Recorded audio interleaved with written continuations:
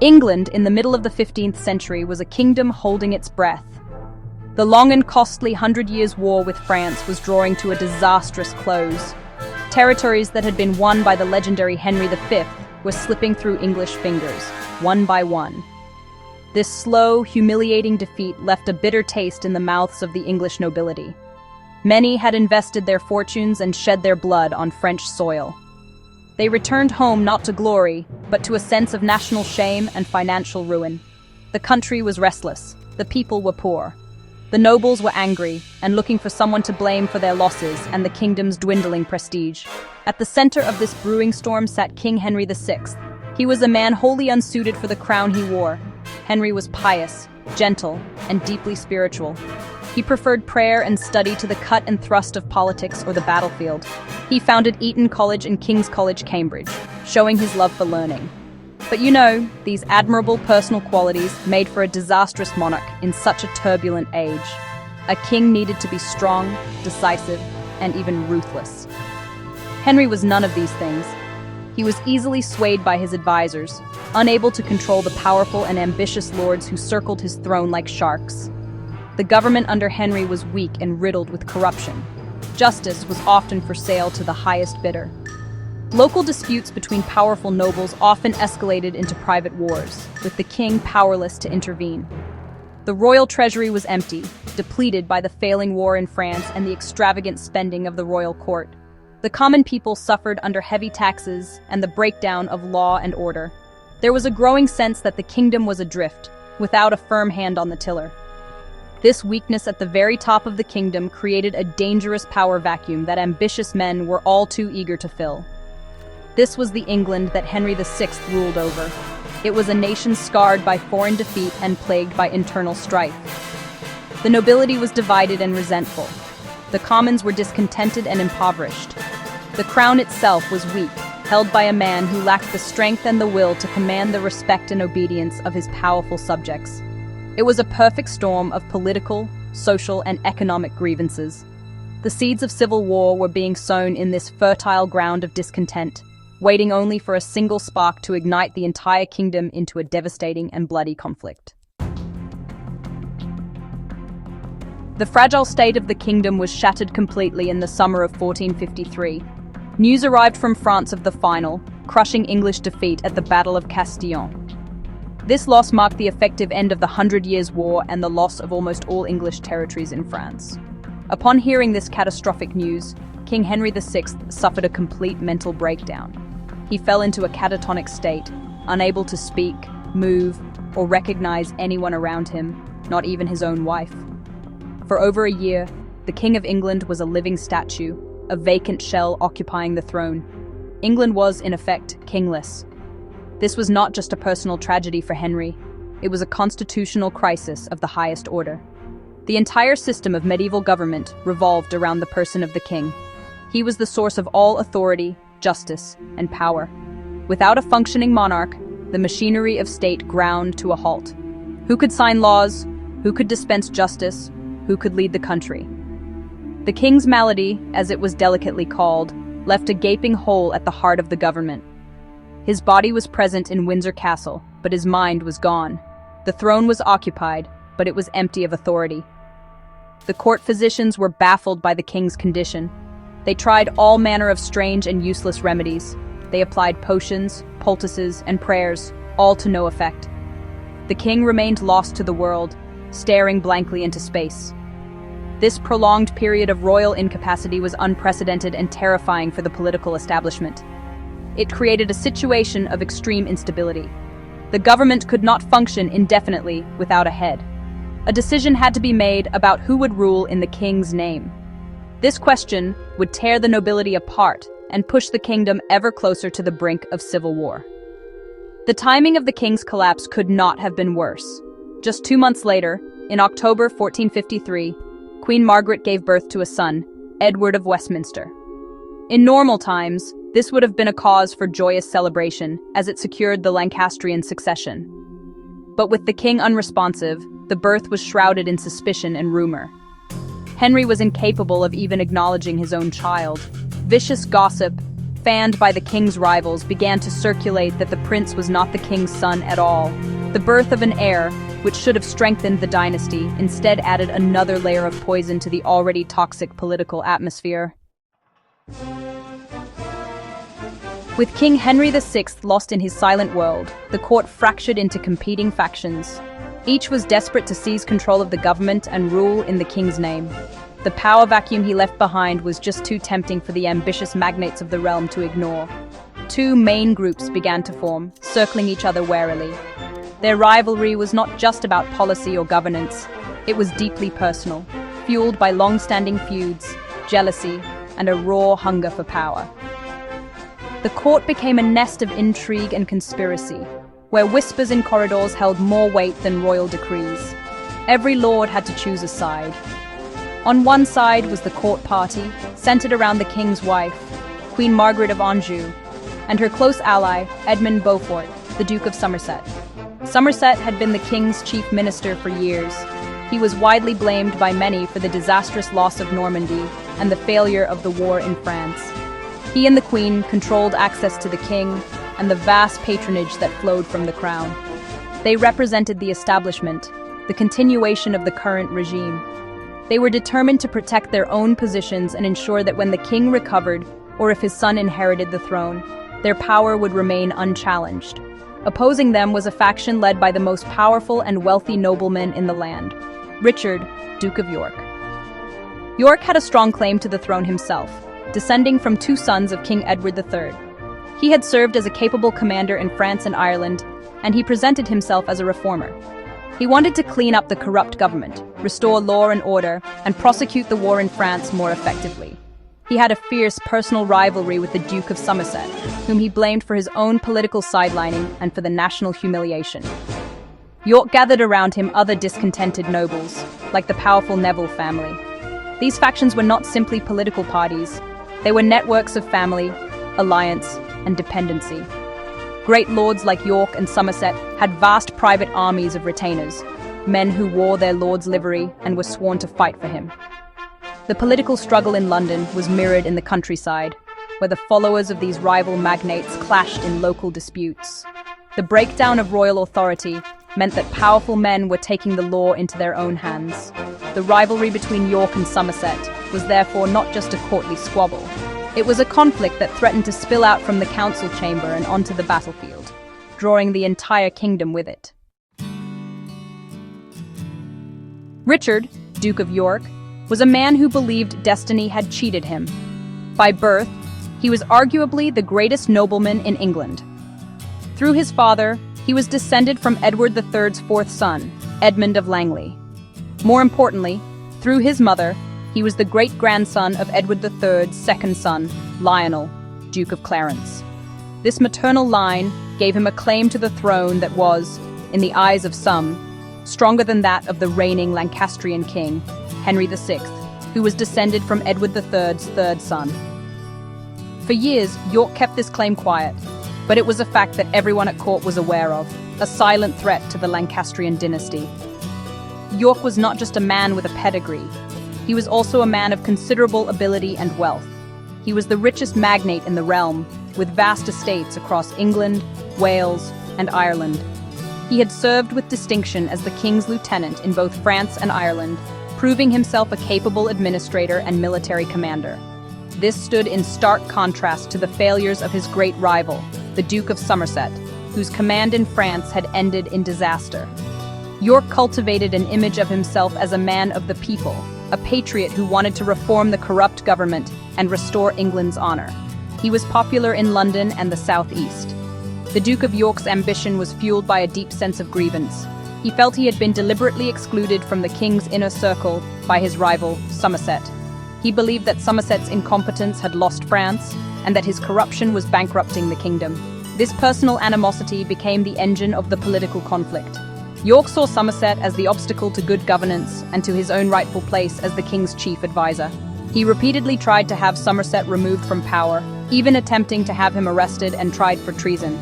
But as long as Somerset had the king's and queen's favor, he was untouchable. When King Henry VI collapsed in 1453, York saw his chance. With the king incapacitated and Somerset's protector gone, the political landscape shifted dramatically. York used his influence with other powerful nobles to press his case. He argued that, as the premier duke of the realm and a man with royal blood, he was the natural person to govern the kingdom during the king's illness. His moment had finally arrived. After months of political maneuvering, Parliament agreed. In March 1454, Richard, Duke of York, was named Lord Protector of the realm, and his arch-enemy, the Duke of Somerset, was arrested and imprisoned in the Tower of London. Queen Margaret of Anjou was a formidable woman thrust into a desperate situation. She arrived in England in 1445 as a young French princess. Her marriage to Henry VI intended to help secure peace between the two warring nations. She was beautiful, intelligent, and strong-willed, possessing all the qualities her husband so painfully lacked. In the early years of her marriage, she remained largely on the sidelines of politics. However, as her husband's weakness became more apparent and the kingdom grew more unstable, Margaret was forced to step into the political arena to defend her husband's crown, and more importantly, the inheritance of her son. Margaret was a fiercely protective mother and a loyal wife. When her husband succumbed to his mental illness, she found herself in an incredibly vulnerable position. The court was full of ambitious men who saw the king's weakness as an opportunity for their own advancement. Margaret's primary goal was to ensure that her son, Prince Edward, would one day inherit the throne. She viewed Richard, Duke of York, with deep suspicion and hostility. She saw his ambition not as a desire for reform, but as a direct threat to her son's birthright. She believed that York's ultimate goal was not just to be protector, but to seize the crown for himself. The Queen became the heart and soul of the Lancastrian faction. She gathered around her a group of nobles, chief among them the Duke of Somerset, who were loyal to her husband and hostile to the Duke of York. She used her position as queen to dispense patronage, build alliances, and counter York's growing influence. She was a shrewd and ruthless political operator, unafraid to make enemies. Her critics, especially the supporters of York, painted her as a manipulative and vengeful foreigner, a she-wolf of France who was meddling in English affairs and leading the gentle king astray. This propaganda was effective and damaged her reputation. Margaret's determination to exclude York from power at all costs was a key factor in escalating the conflict. She could not forgive him for imprisoning her friend, the Duke of Somerset, and she saw his protectorship as a direct assault on her family's authority. Her inability or unwillingness to find a compromise with York meant that the political division became a chasm of personal hatred. The court was no longer big enough for both of them. The struggle was not just between two political factions, but between a determined queen fighting for her son's future and a powerful duke fighting for what he believed was his rightful place. The appointment of Richard of York as Lord Protector in 1454 was a bitter blow to Queen Margaret. From her perspective, a dangerous rival had seized control of the government and imprisoned her closest ally, the Duke of Somerset. York moved quickly to consolidate his power, placing his own supporters, like the Earl of Salisbury, in key government positions. He also tried to enact reforms aimed at curbing government spending and improving the collection of taxes. For a brief period, it really seemed as if York's vision for a more stable and efficient government might actually prevail. He ruled with a firm hand, bringing a semblance of order back to the kingdom. However, York's authority was entirely dependent on the king's continued illness. Meanwhile, Queen Margaret worked tirelessly behind the scenes to undermine him. She bided her time, watching and waiting from her seclusion at Windsor Castle. She knew that the protectorship was just a temporary measure. Her entire strategy was based on the hope that the king would recover. If and when Henry's mind returned, York's legal authority would instantly vanish. Margaret maintained her own network of loyal nobles, keeping the Lancastrian faction alive and ready to act the moment the political situation changed in her favor. Her patience, honestly, was a weapon in this silent war. Then, on Christmas Day, 1454, the miracle Margaret had been praying for finally occurred. King Henry VI suddenly awoke from his catatonic state. His mind was clear. He was able to recognize his wife and, for the very first time, his infant son, Prince Edward. The news spread like wildfire. The king was well again. For York, this was a disaster. His protectorship was immediately terminated. The legal basis for his power had just evaporated overnight, The political pendulum swung violently back in the Queen's favor. She was now back at the center of power, with a restored husband who would do whatever she and her allies advised. The Queen wasted no time in pressing her advantage. Her first act was to secure the release of her ally, the Duke of Somerset, from the Tower of London.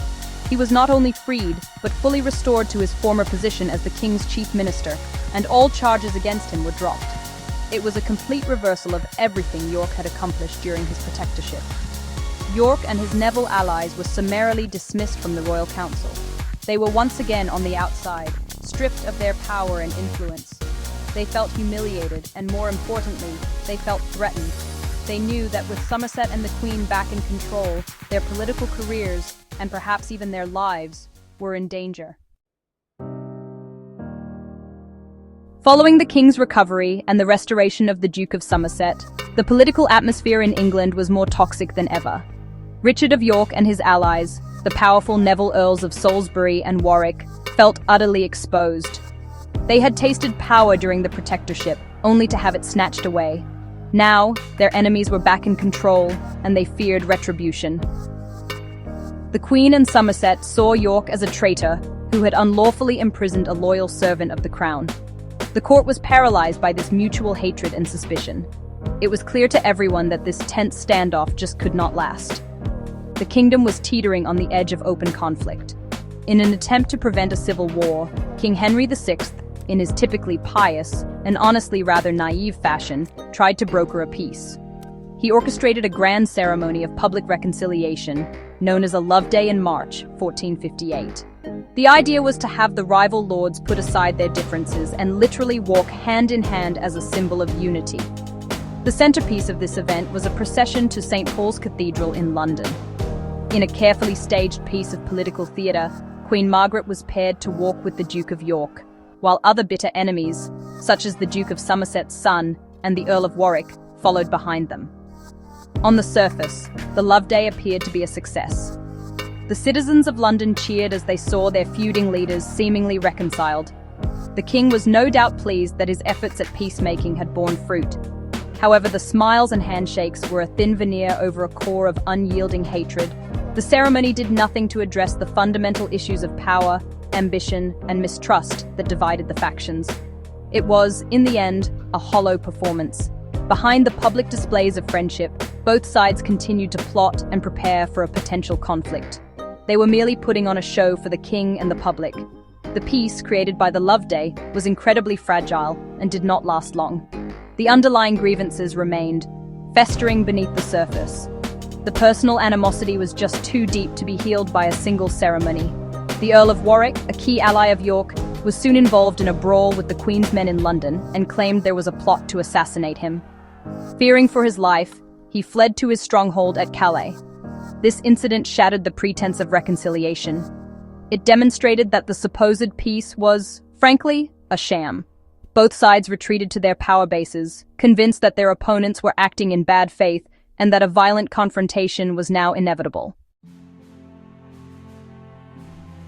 The failure of the King's peace initiative left the Yorkist faction feeling cornered and desperate. Richard, Duke of York, and his main allies, his brother-in-law, the Earl of Salisbury, and Salisbury's charismatic son, the Earl of Warwick, were excluded from the King's council. They were convinced that Queen Margaret and the Duke of Somerset were plotting their destruction. Rumours swirled that they were to be charged with treason at a great council summoned to meet in the Lancastrian stronghold of Leicester. For York and the Nevilles, attending this council felt like walking into a trap from which they might never emerge. They decided they could not allow this to happen. Rather than submit to what they saw as their own show trial and execution, the Yorkist lords chose to take matters into their own hands. They decided on a bold and dangerous course of action. They would raise their private armies and march to intercept the king and his court on their way to Leicester. They claimed their intention was not to harm the king himself. Instead, they maintained that their goal was to present their grievances to him in person and to free him from the evil counselors who surrounded him, namely their hated enemy, the Duke of Somerset. It was a classic medieval justification for rebellion. In May 1455, the Yorkist forces marched south. York came from his estates on the Welsh border, while Salisbury and Warwick marched down from the north. They combined their forces, a small but well-armed army of around 3,000 experienced retainers. Meanwhile, the king and his court, including Queen Margaret and the Duke of Somerset, had left London and were heading north towards Leicester. They were not expecting a full-scale military confrontation, and their own armed escort was smaller, numbering around 2,000 men. They were caught completely by surprise when they received news that York's army was blocking their path. The two forces met at the small town of St. Albans, just north of London, on the 22nd of May 1455. The royal party had hastily thrown up barricades in the town centre, hoping to defend their position. The king's royal standard was raised in the marketplace, a clear sign that to attack the town was to attack the king himself. For a few tense hours, negotiators passed back and forth between the two camps. The Yorkists demanded that the Duke of Somerset be handed over to them for justice. The king, likely stiffened by the resolve of the Queen and Somerset himself, refused. The time for talking was over. The stage was set for the first battle of what would become the Wars of the Roses. The negotiations at St. Albans collapsed. The Duke of York and his allies knew that to back down now would mean certain ruin. They gave the order to attack. The fighting that followed was not a large-scale battle by the standards of the day, but a vicious and confused street fight. The royalist defenders held the main barricades at the entrances to the town, and for a while, they repelled the Yorkist assaults. The turning point came when the Earl of Warwick, ever the bold strategist, led his men on a flanking maneuver. They broke through the unguarded gardens and houses at the edge of the town, emerging into the marketplace behind the main Lancastrian defenses. The surprise attack caused panic and chaos among the royalist troops. The fighting was brutal and personal, waged with swords, axes, and bows in the narrow streets. The Yorkists had one primary objective: to eliminate their political rivals. They were not fighting to kill the king, but to kill the men who stood beside him. Their main target, Edmund Beaufort, Duke of Somerset, was cornered and cut down outside an inn. Other prominent Lancastrian nobles, including the Earl of Northumberland, were also killed. The battle was short, lasting perhaps less than an hour, but it was decisive. The Lancastrian force was routed, and their leaders were dead. Amidst the chaos, King Henry VI himself was discovered, cowering in a tanner's cottage, having been lightly wounded in the neck by a stray arrow.